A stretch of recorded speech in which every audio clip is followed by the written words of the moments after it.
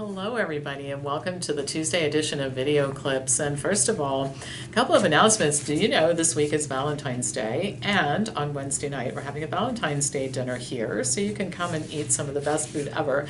I can attest to how good the food is because being the team player that I am, I was willing to taste the samples of various things and sign off on how good they were. They're making vegan cheesecake and it's amazing. So join us for dinner if you're in the greater Columbus area. If you are in driving distance of Columbus, on Saturday, February 23rd, we're going to have a food over medicine retreat camp, boot camp type thing where we're going to really cover all the concepts in the book. I'm teaching it. 10 o'clock is the start time. Lunch is included. So join us live. I always love when people can come and see us here, but it's a one-day event. So if you live like 3 hours away, you could drive in, do the event, and drive back home and make a day of it. Also, March 9th, I'll be speaking in Copenhagen, Denmark. So if you're in Europe and you're in the mood to come and see some of my esteemed colleagues and I delivering presentations on health and the politics of health, you can email me for more information on that.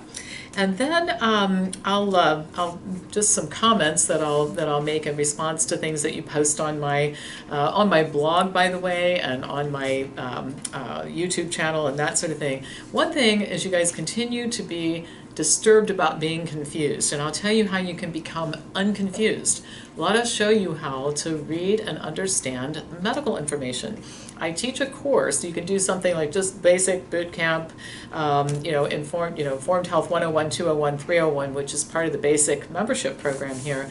Or you can take my research and writing course, which starts in just a couple of weeks and runs for 10 months, and really learn how to do this. But what a lot of you are trying to do, and I get this impression from your emails and the things that you post, is you're getting into the he said, she said, my doctor, your doctor, this internet site, that internet site, I read this book, no, I read that book, and my uncle's best friend's co-worker's aunt's neighbor says. And so all of that circular discussion of opinions and it really turns into who has the loudest voice of the moment wins, and that's really not the way that you want to make decisions about anything health related. So it's an evidence-based decision. And so I'll tell you an example of this. It might help you think about your interactions with the healthcare system, okay? We were doing conversations with Pam yesterday. We do this twice a month. If you're a free member, you get to do one of these sessions. If you're a basic member, you get to do 6 of them a year. And if you have a higher level membership, you can participate in all 18 of them. So we do quite a few of these sessions. But anyway, one of the people in the group was talking about the Shingrix vaccine. And her doctor told her she needed it. She got the vaccine, the first dose of it, became very ill, and didn't want to have the second dose. And so the doctor's pressuring her to do it. And so when somebody is telling you or pressuring you to do something health-related, and it's not an emergency, your answer is always, please give me information, written information, studies showing that this is a good idea to do, or studies showing that it's dangerous for me to skip the second dose of the vaccine, and I'll take it into consideration. In this particular case, this woman's doctor said, well, I'm an immunologist, and as if that's the justification for listening to him.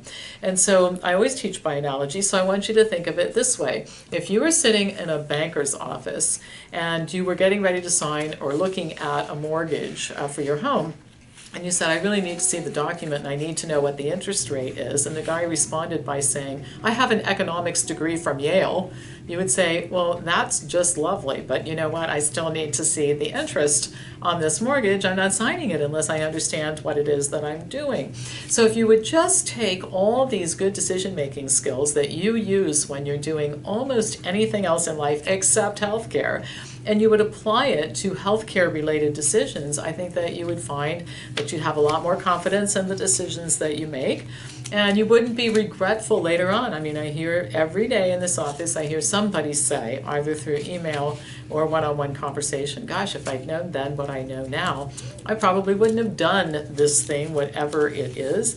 So just take a breath and really think about things before you just jump to following directions, okay? That's the biggest problem, is people following directions. And I'll come back to the confusion about all of this comes when you're looking for somebody to give you directions. Okay, another one closely related to that is when people write to me and say, what should I subscribe to? Like, what's a reliable publication that everything in it would be great? Well, I don't think there is such a thing. In other words, according to Marcia Angel, who is the former editor of the New England Journal of Medicine, the vast majority of what's published in medical journals is inaccurate.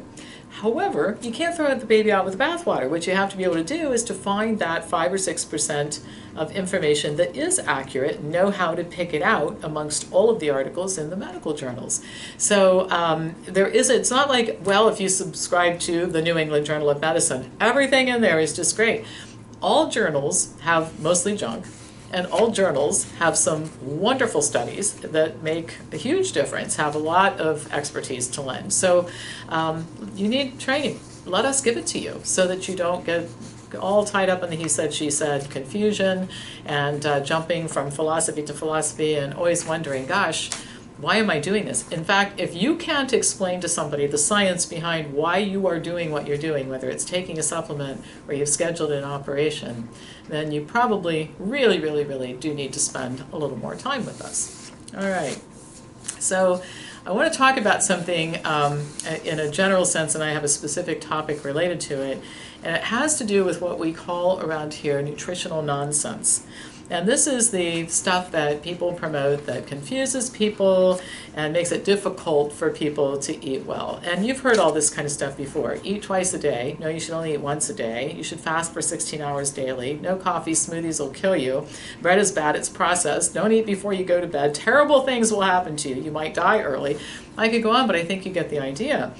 Eating well is not easy. In fact, it takes constant diligence, and even while you're trying really hard to do the right thing and you're eating a lot of plant food, you could be missing something and really do something terrible like eat a banana before bedtime, and it's going to end your life early. I mean, this is the way people talk about this, and I've said this before. I come from a business background, and I've never been involved with a business before where the people who promote it, in this case, plant-based eating is one of the things we promote, seem to want to make it so hard that nobody can do it, almost like a sales prevention program, if that makes any sense.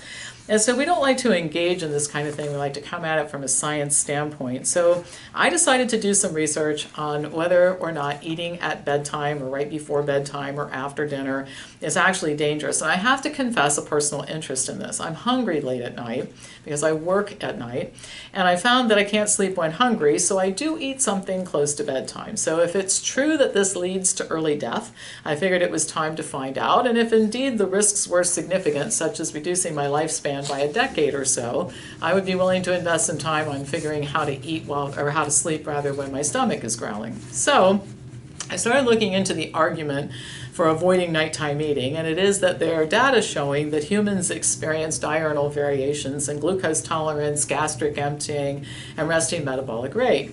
Some studies show that the thermic response to food is lowest at nighttime, and that nighttime eating can lead to higher calorie intake, and this can in turn can contribute to weight gain. Thus, experts tell people on this basis they shouldn't eat at night.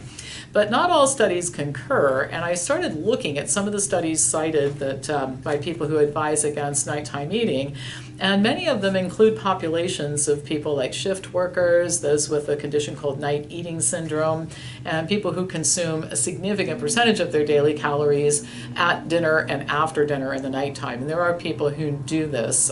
We know a lot of them who come in as members here. So these types of people have a lot of health issues, including obesity, that result from abnormal patterns of eating, and which involve much more problems than just eating something late at night before bedtime.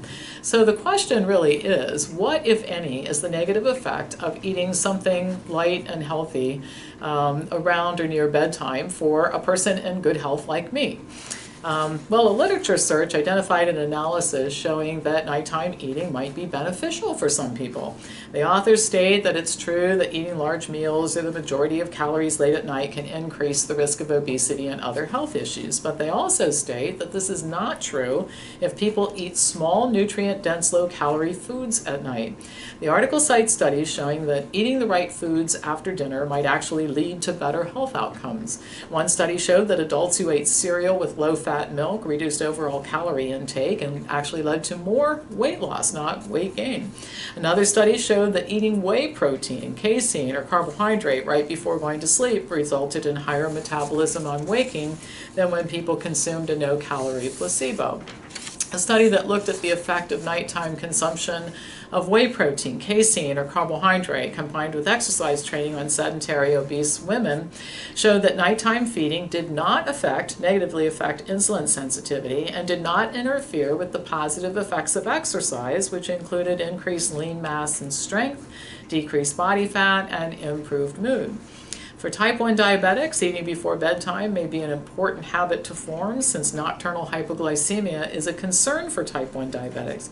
Bedtime eating has been shown to reduce hypoglycemic responses for diabetics, and those who did not have nighttime snacks had the most hypoglycemic episodes.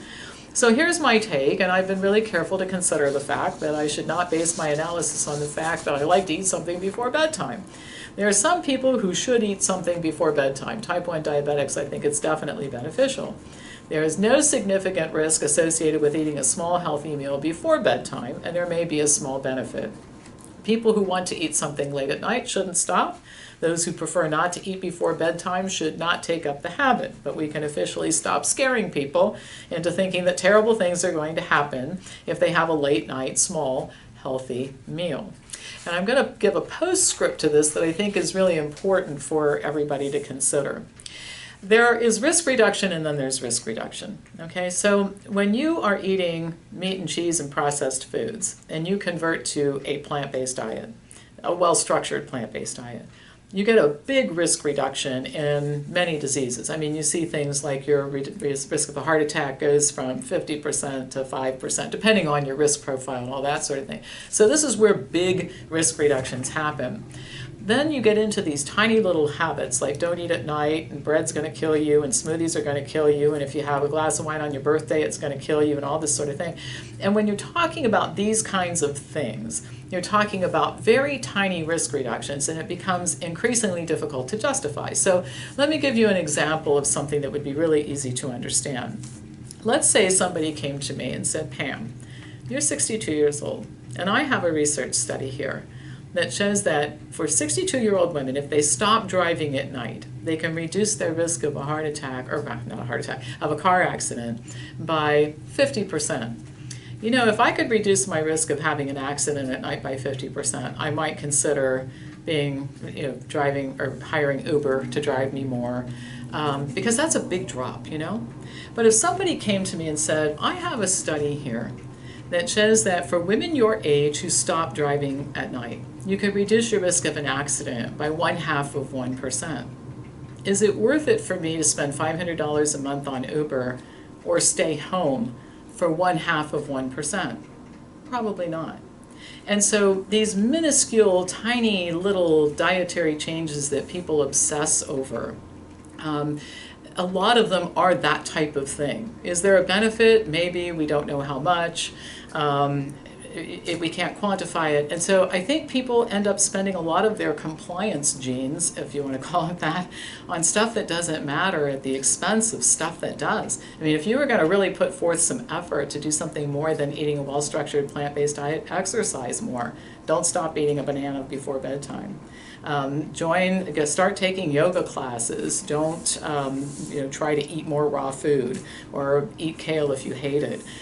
So I want people to succeed at this, and I don't think people can succeed when they're focused on minutia all day long and they're worried about everything they're doing and obsessing about getting it right. So I hope that this is helpful. And the purpose of this particular topic today is not to promote nighttime eating, and it's not to give myself permission to eat at night. It really is to say that a lot of times these types of things that are talked about in almost catastrophic terms, and there's just no justification for it. So let's make healthy eating and living just a little bit easier for everybody. How about that for a plan? Thanks for watching. Hit the subscribe button. As usual, pass this on to anybody who you think might enjoy watching it, and I'll be back to you on Thursday with more news.